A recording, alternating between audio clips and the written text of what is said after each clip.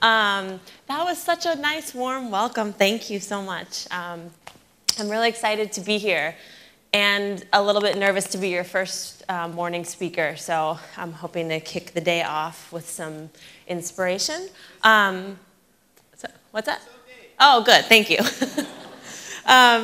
So I'm going to tell a story this morning about how I went from being an architect and a designer to being a high school teacher, and how the theme of this whole session, the power of knowledge, I also think that means to me the power of creativity and how creativity can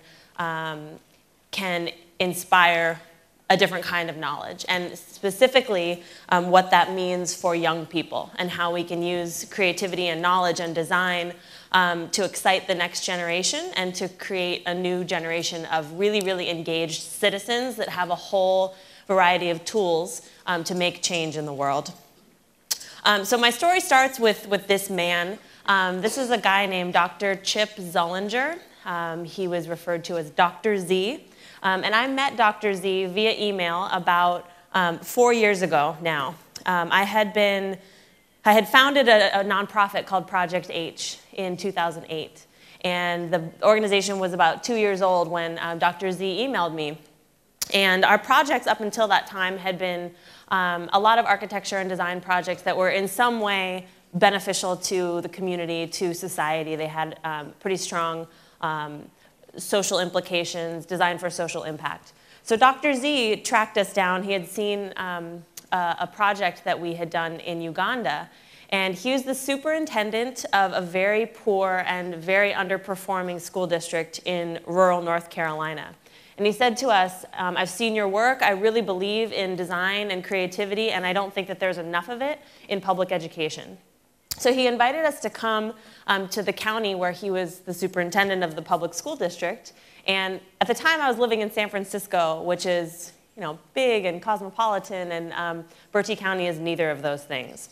So I showed up in Bertie County, and I met Dr. Z, and I realized, you know, this was a very interesting place. It was very, not just economically poor, but resource poor. It doesn't have a lot of access to professional services. Certainly no architects live in the county. The school districts are very much underperforming. The economy is pretty stagnant. It's an agricultural economy. And the downtown of the main town, Windsor, is pretty much empty. It's like a lot of other small towns in the South and in parts of the rest of the US where the downtown has become sort of a ghost town. And there's a lot of shells of empty buildings that are just sort of sitting there.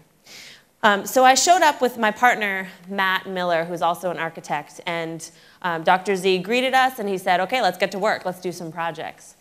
So his first call to action for us was to build these learning landscape playgrounds. This is the project that he had actually seen that we built in Uganda. It's an educational playground system that you can build really for free if you can find used tires and if you're willing to dig some holes and sweat a little bit.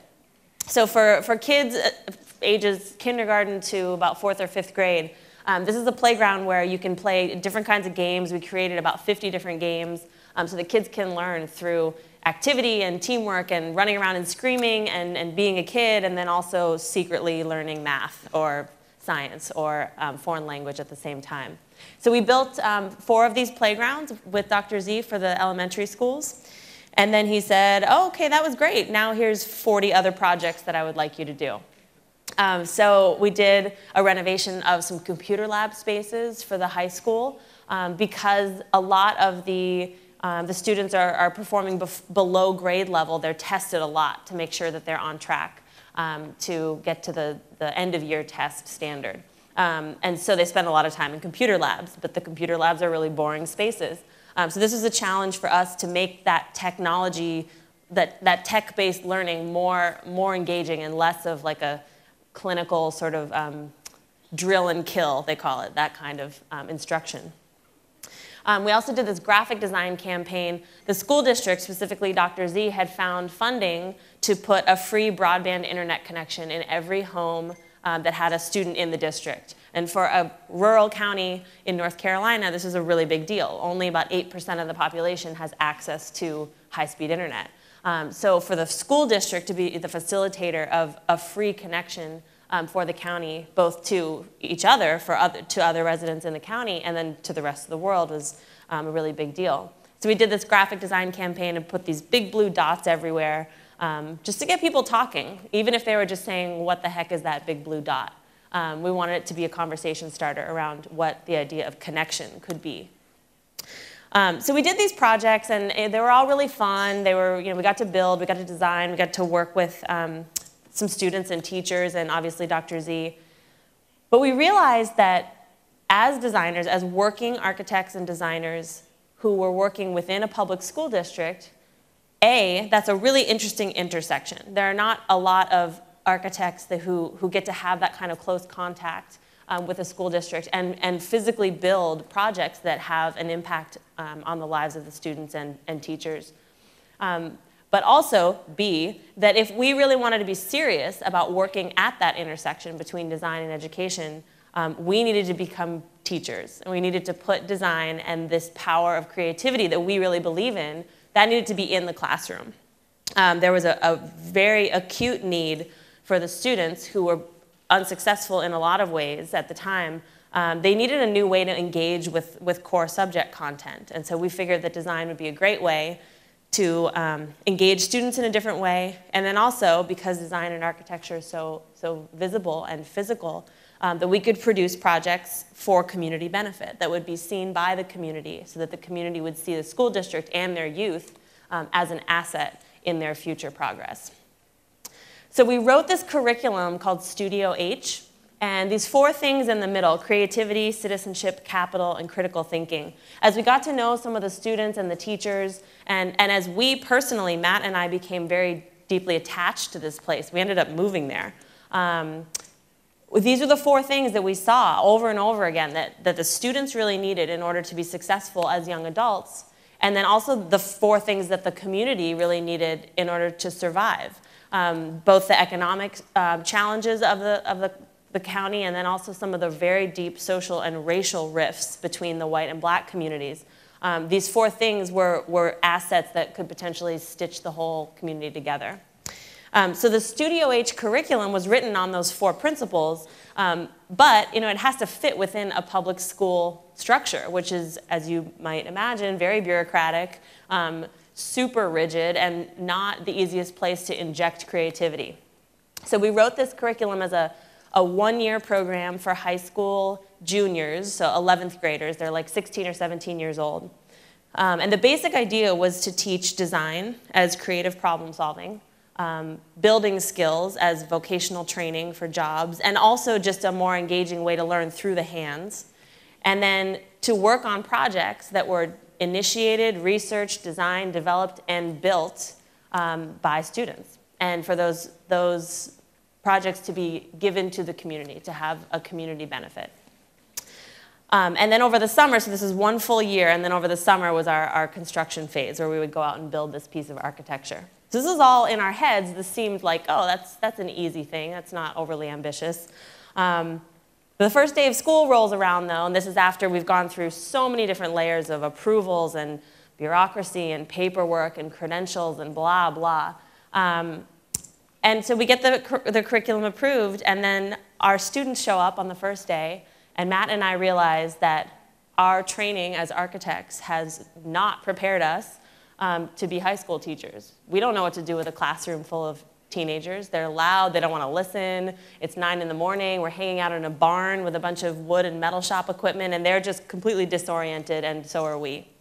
So there's a pretty steep learning curve for all of us. They're coming to the class with very little foundational skills. Most of them are reading below grade level, very far below grade level. Many of them have never had an art class, ever. Most of them cannot read a ruler, and so we're lacking all these really basic foundational skills. So we realize if we're ever going to talk about design, or if we're ever going to build architecture, we have to start at the very beginning. So this is an exercise we did with a green bell pepper to teach what we call how to see, how to look at an object and represent it visually, how to do a plan, a section, an elevation, and how to interpret your physical world. And then because they had never had art class, we talked about the color wheel. What's a primary color? How does understanding the color wheel, how will that help us communicate our ideas to the world?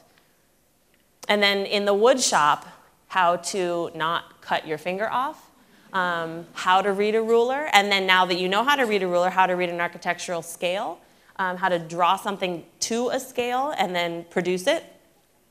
And then also just like overcoming the fear of tools in the first place. I had a lot of female students who were just terrified of tools. They wanted nothing to do with tools. So a lot of it was just confidence building, that like, yes, you can pick up that router, and not only can you pick it up, you can make something really awesome with it. So I'm going to show the two projects that we did. The first one was very much a response to the context. And I went to architecture school and design school, and architecture at its core is always a response to a context.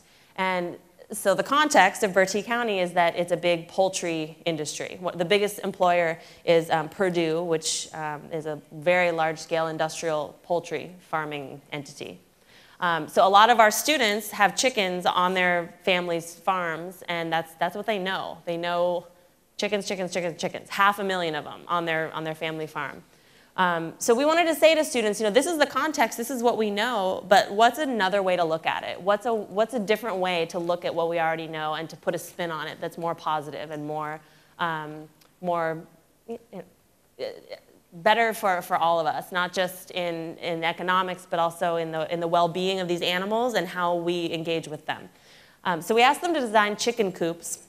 These are our two chickens that we had in the classroom, Henrietta and Jezebel. They were our clients, and we spent a lot of time with them and got to know how they lived and how they ate and slept and laid eggs. But for our students, this is totally foreign. Like, they're used to taking a test and turning it in and getting a grade. And so when I said, design a chicken coop and build 50 models, they looked at me like I was crazy. They're like, why? I built one. Why do I need to build 49 more? But this is a muscle that needs exercising for a lot of these kids, that you can always do better, and you have to iterate and do things a bunch of times before you get to something that will really work.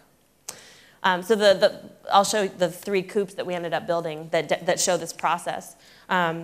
This one was inspired by Buckminster Fuller and some of the geometric architecture that he is so famous for, the geodesic dome.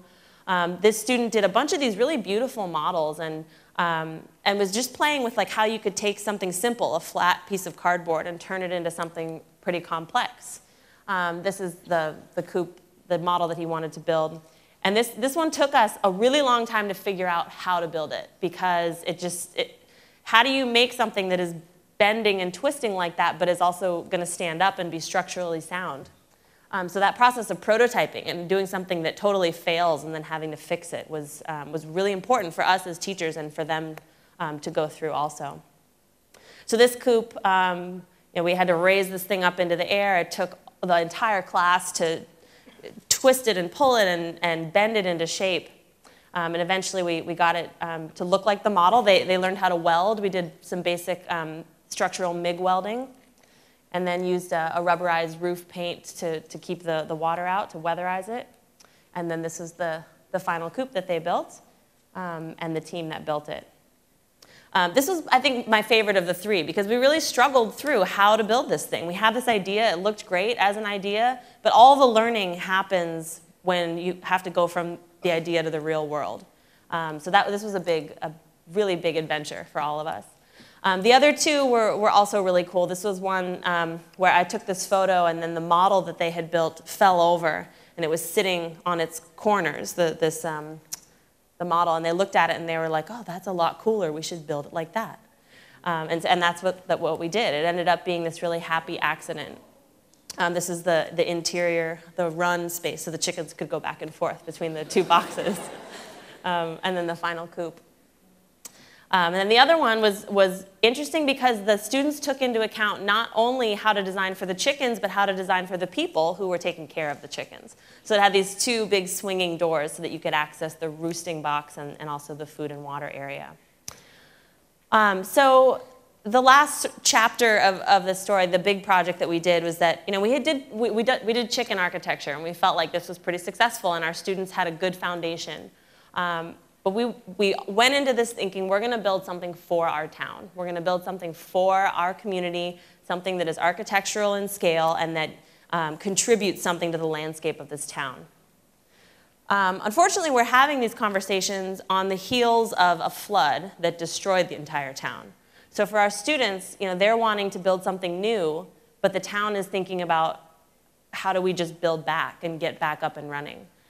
So it was both a really awkward but also opportune time to be having conversations about what the future of the town looks like. The mayor, who's a great guy and was our next door neighbor, gave us this piece of land. And he said, whatever you guys want to build, you can build it here. This is right on the way into town. So it's a really prime spot. The students and the mayor and a lot of people from around town had identified that this is an agricultural county, but the public health is really low. There's a really high obesity rate. It's a food desert. There's almost no access to fresh fruit or produce. So let's build a farmer's market. And this idea, this wasn't something that Matt and I said, we are here, we're going to build a farmer's market. It came totally from our students and from the community saying this is something that we all want. So just like the chicken coops, they went through the design process. They presented their ideas to the town. This is one of the town councilmen. And I love this photo because I don't think these two people ever would have met if it weren't for this project. And they got to talk about an idea they both really believed in. And I think that's the power of creativity and design also, that it puts disparate people in the same room having really wonderful conversations together. And then having to figure out, like, okay, we have these great ideas, but we have to build this thing. This isn't just like a model that we're going to build and put on a table. We have to physically build this thing. We have to build it in 3 months with $60,000, a construction crew of 16-year-olds in a hurricane zone and a flood zone. So this is like a really tall order for anyone, let alone a group of teenagers. So presenting the final models and ultimately deciding on one that was familiar. This is inspired by some of the local architecture, but also elevated in a way that says we're thinking about the future and we want to bring dignity and honor to the place that we love. So the summer rolls around and it's 102 degrees Fahrenheit.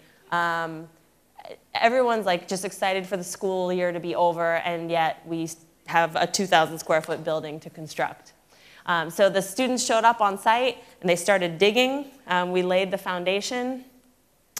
We built the trusses for the building and had to raise them up, which was really cool because actually none of us was licensed to use this giant piece of machinery, but we did anyway. So a lot of it was just like, let's make it happen no matter what it takes. And then our students were there every day. They were so awesome. They were sweating and miserable some days, but this was the thing that they believed in, and they were going to see it through to the end just like we were. So opening day came around and the building was finished miraculously. We invited all of the town, our friends, our families, the vendors. Obviously, we had to start the farmers market also, so all these vendors that we had recruited were moving into this building for the first time. And this was, for our students, this was the home run. I mean, this is the moment where they're seeing every decision they made about this building, every model that they built, every nail that they hammered, being used in the way that they had designed it by their neighbors and their friends and people that they knew. So just to finish up here, I mean, this is a photo from the opening ceremony, and for my student Karan in the striped shirt, he said, I want to bring my kids back here someday and tell them that I built this. And I think for me, this had nothing to do with my role as an architect. It wasn't about me. It was never about me. It was about the kids and them having a vision and being able to gather the tools to make it real. The following year, our students were really inspired by the farmers market and built smaller farm stands around the county to expand on this idea that we had planted this seed in the farmers market and they wanted to see that grow. And now we're taking this idea of design-based education to other schools. We're at a school in Berkeley right now, and our students are building their own classroom because the facilities are very constrained.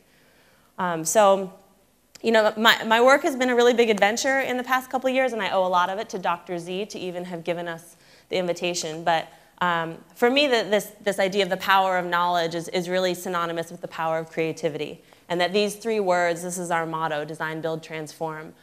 Even if you're not a designer or an architect, these are the three things that I really believe will change the world. That design is about creativity and having ideas and believing in possibility. Building is about putting in the work and the sweat and the grit to make those things happen. And then transformation, in that everything that we do, and no matter what our role is, we can always find a way to do what we do for the benefit of others, and that's what we should seek out. So, thank you very much.